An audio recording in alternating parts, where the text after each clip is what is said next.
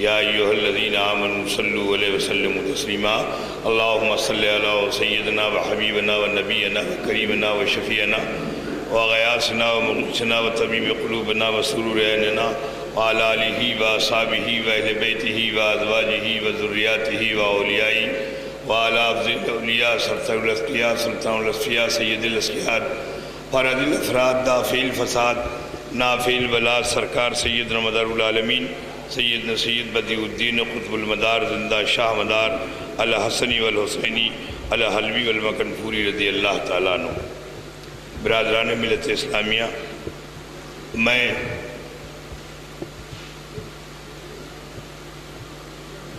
آج کے پروقار اور مسرت اور خوشیوں کے اس حسین ماحول میں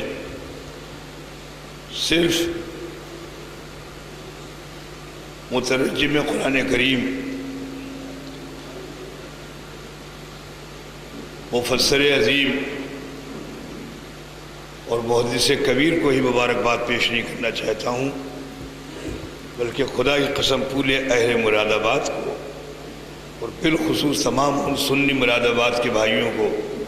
جن کو اللہ تبارک و تعالیٰ نے سید انتخاب حسین کے شکل میں ایک نعمت غیر مترقبہ عطا فرما دی ہے، ان کو مبارکباد پیش کرنا چاہتا ہوں۔ آج اس دور میں خاص طور سے مولانا انتخاب صاحب ایک مسئلہ بن گئے ہیں، اور مسئلہ صرف اس لیے بنایا جا رہا ہے ان کو کہ جب نور پھیلتا ہے تو اندھیرا دور ہو جاتا ہے، جب روشنی آتی ہے تو سب کچھ صاف صاف دکھائی دینے لگتا ہے۔ مولانا انتخاب قدیری کے عظیم الشان خدمات جلیلہ کے بعد قرآن مقدسہ کی ترجمے اور تفسیر کی جو مقبولیت عام ہوئی،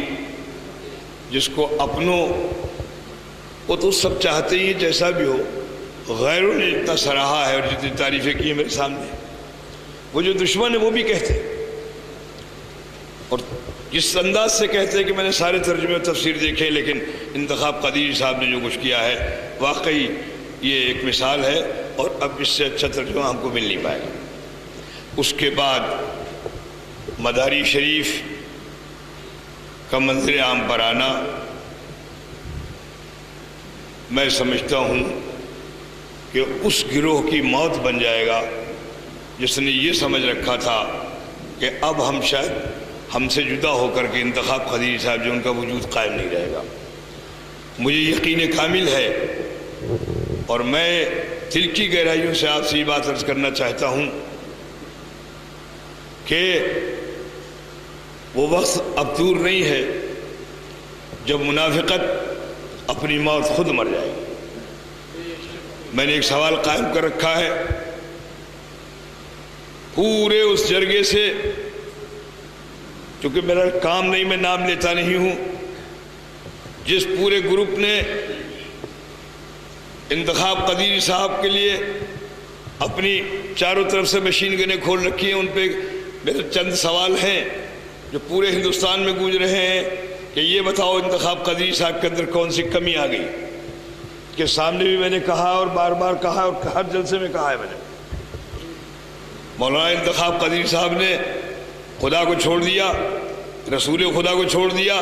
صحابہ کو چھوڑ دیا، تابعی کو چھوڑ دیا، تابعی کو چھوڑ دیا، شہداء کو چھوڑ دیا، ائمہ کو چھوڑ دیا، حضور سیدنا غوث اعظم کو چھوڑ دیا، سرکار قطب مدار کو چھوڑ دیا، حضور سیدنا غریب نواز کو چھوڑ دیا، سرکار سیدنا مخدوم اشرف کو چھوڑ دیا، حضور شاہ جی محمد شیر میاں کو چھوڑ دیا، سرکار سیدی صابری پیا کو چھوڑ دیا، حضرت وارث پاک کو چھوڑ دیا۔ کون ہے جس کو چھوڑ دیا ہے؟ ایک مولوی کو چھوڑا ہے، اور مولوی کی چھوڑ دینے سے کسی کے ایمان پر، اسلام پہ کوئی فرق نہیں پڑتا۔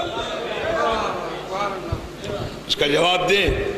میں بار بار جواب مانگ رہا ہوں، جواب دو، ثبوت دو کسی کے عالم کے ماننے نہ ماننے سے ایمان کے کیا تعلق ہے؟ جواب دو، کسی مفتی کو نہ ماننے سے یا پوری بریلی کے نہ ماننے سے ایمان و اسلام کا کیا تعلق ہے؟ ایمان ہے، اسلام ہے۔ انتخاب قدیر قلبی سنیت کے تاجدار سے آج بھی ہے، انتخاب قلبی امیر اہل سنت سے آج بھی ہے، اور انشاءاللہ تعالی بفیضان حضور سید مدار العالمین یہ فیضان قطب المدار، یہ فیضان غوث الورا، یہ فیضان شاہ جی محمد شیر میاں، یہ فیضان عبد البصیر میاں، یہ فیضان مخدوم اشرف اسی طرح سمندروں کی طرح امٹتا ہوا بڑھتا چلے گا، اور سب منافقت میں ڈوبتے چلے جائیں گے، یہ بچ نہیں پائے گا۔ آج مداری شریف کے بعد میں آپ محسوس کر رہے ہوں کہ میری آواز بیٹھی ہوئی ہے۔ ابھی ایک پروگرام ٹھریا میں ہوا تھا، اور ٹھریا میں خواجہ صاحب بھی موجود تھے، وہ دیوانے بھی ایسے ہیں، بڑی شدید بارش ہوئی، نہ خود ہٹکے اور اٹھ کے گئے نہ ہم لوگوں کو جانے دیا، تو حضور ہم بھی بیٹھے ہیں اور آپ بھی پڑھتے رہیے۔ اس بارش کا اثر ہے یہ، مجھے تو دل کی انتہائی کہ آپ سے ایک بات عرض کرنا ہے، یہ مداری شریف سامنے رکھی ہوئی ہے،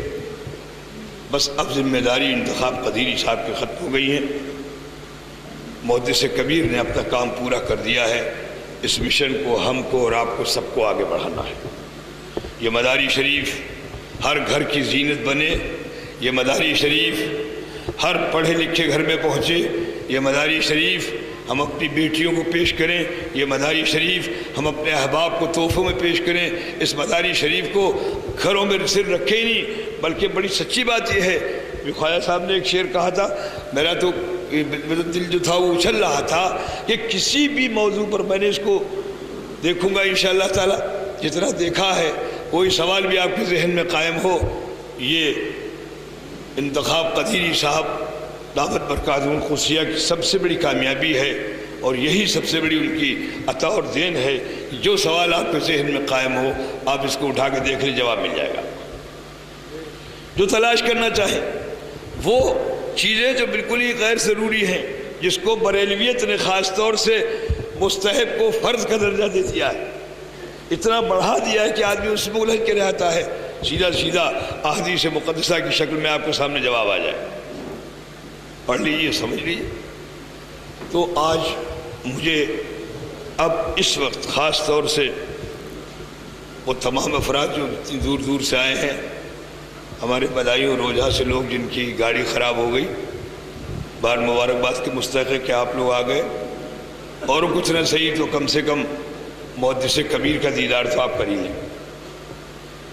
سب کو دیکھ لیں، آپ کی شرکت بارگاہ مصطفیٰ صلی اللہ علیہ وسلم میں قبول ہو جائے، فیضان سرکار سیدنا غوث اعظم آپ کو ملے، اور بارگاہ مدار العالمین کا فیض آپ کے شامل حال رہے، یہ آپ کی سب سے بڑی کامیابی ہے۔ میں ابھی تو اس کی 2 جلدیں آنا باقی ہیں، لیکن اپنے دل کی ایک آرزو، ایک خواہش خاص طور سے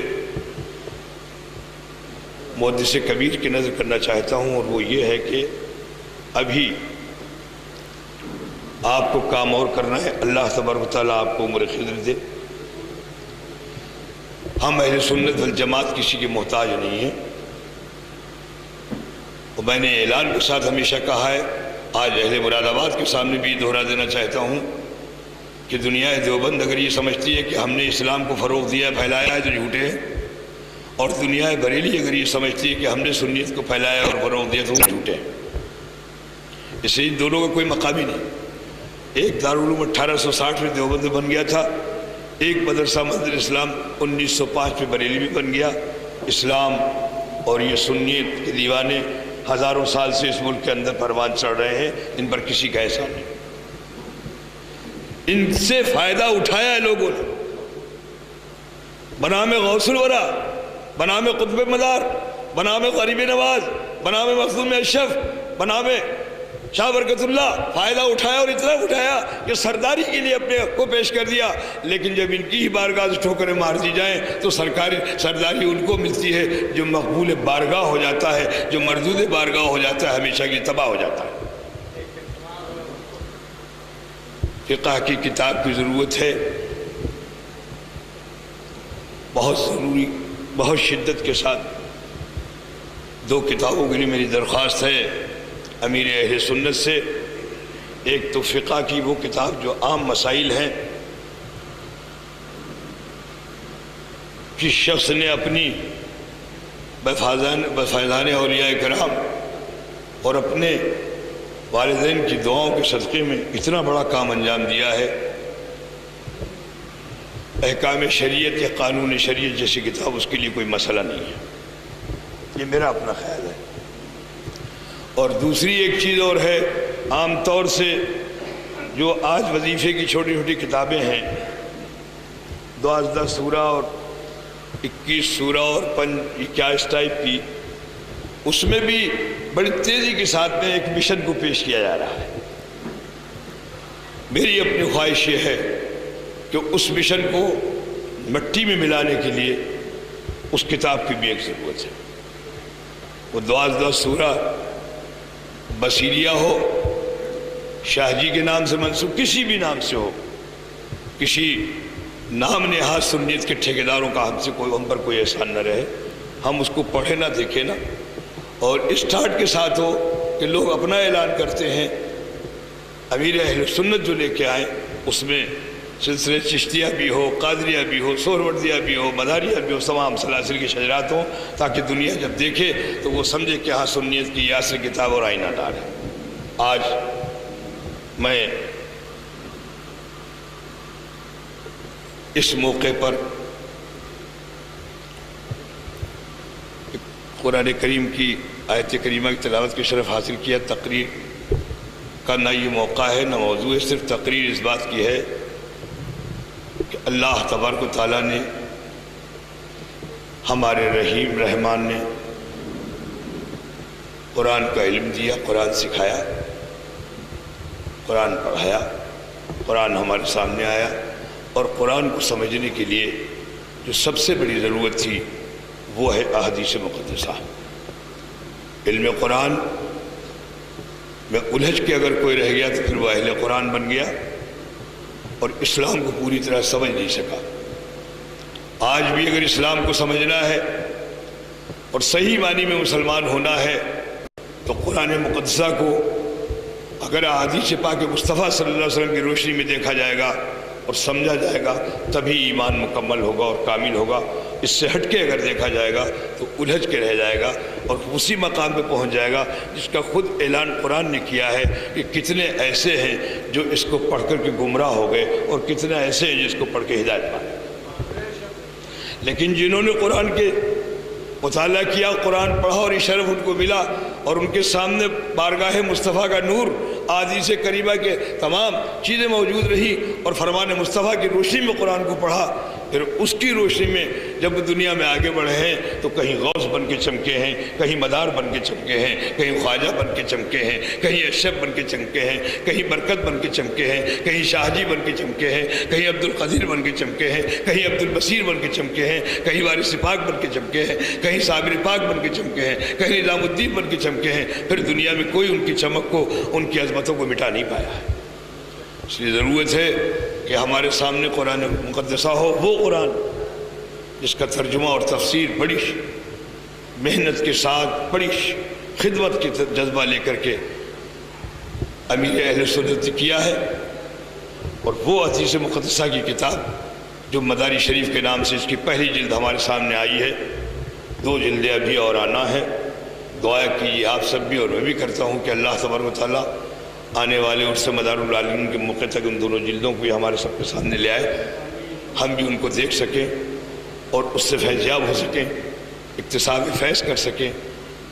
اور اللہ کے محبوب دانہ غیوب صلی اللہ تعالیٰ علیہ وآلہ وسلم کے اس مقدس فرامین کا پڑھنے اور سمجھنے کے بعد اپنی زندگی میں داخل کر کے صحیح معنی میں غلام مصطفیٰ اور عاشق رسول بن کے دنیا کے سامنے اپنی سنیت کا اعلان کر سکیں۔ وما علینا الا البلاغ۔